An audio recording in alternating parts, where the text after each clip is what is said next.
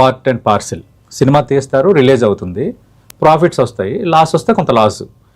కానీ ఇప్పుడు సినిమా తీయటం అనేది ఒక ఎత్తు అయితే రిలీజ్ చేయటం అనేది మరో ఎత్తు అన్నది ఏమైనా క్రియేట్ అయిపోయింది ఇండస్ట్రీలో. సార్ రిలీజ్ చేయడం అన్నదే was a big thing from before. అప్పటికిప్పుడు ఇప్పుడు ఏమంటే మీకు ఇందాక చెప్పినట్టు మీ యాంటిసిపేటెడ్ ఇన్కమ్ తగ్గిపోయింది, మీరు ఆల్రెడీ ఖర్చు పెట్టినారు. ఓకే, దాన్ని రిలీజ్ చేయాలంటే అది ఎలా బ్యాలెన్స్ చేయాలన్నది.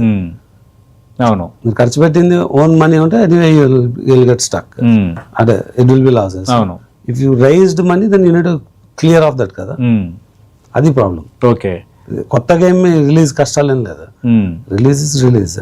మీకు కానీ పిక్చర్స్ వచ్చేటప్పుడు ఏదో ఒక సమస్య వస్తుంది. ఇప్పుడు హరిహర వీరమల్లుకి కొంత మీరు ఇనిషియేటివ్ తీసుకున్నారు, మైత్రి నవీన్ గారు, మీరు ఇనిషియేటివ్ తీసుకున్న తర్వాత కొంత నైజాంలో కొంత క్లియర్ అయింది. అదే రిలీజ్ చేస్తున్నప్పుడు డెఫిసిట్ అంటారు, మీరు రైజ్ చేసిన మనీ ఎక్కువ ఉంటుంది, అక్కడ వచ్చే ఇన్కమ్ తక్కువ ఉంటుంది. ఓకే, ఆ డెఫిసిట్ని ఎలా మేనేజ్ చేయాలనేదే ప్రాబ్లం.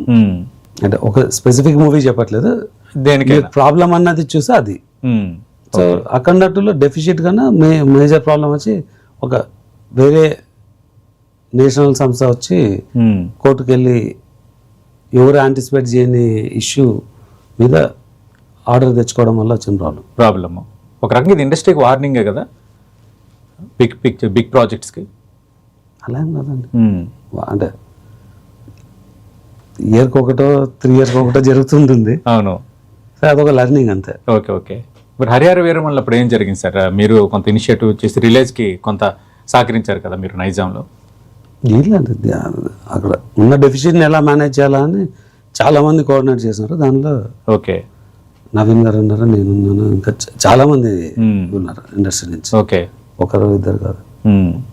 అంటే ఇప్పుడు మీరు ఆ సమయంలో డెసిషన్ తీసుకోకపోతే ఇంకా నైజాంలో రిలీజ్ కాదు అన్న పిక్చర్ అప్పుడు క్రియేట్ అయిపోయింది హరిహర వీరమల్లుకి. అది పర్సెప్షన్. నేను కాబట్టి ఇంకొకరు వచ్చి సపోర్ట్ చేసేవాళ్ళు. అవును, కాదు అంటే మీరు రాకపోతే ఇంకొకరు రావటం అనేది ఒకటి, కానీ మీరు రావటం, ముందుకు రావటం అనేది గ్రేటే కదా. ఏం రత్నం ప్రొడ్యూసర్గా ఉన్నారు మీరు, ఇప్పుడు ఏస్ ప్రొడ్యూసర్ మీరు కూడా ప్రజెంట్, మీరు మైత్రి నవీన్ గారు వచ్చి కొంత దాంట్లో ఒక సేఫ్ గార్డ్ చేశారు కదా.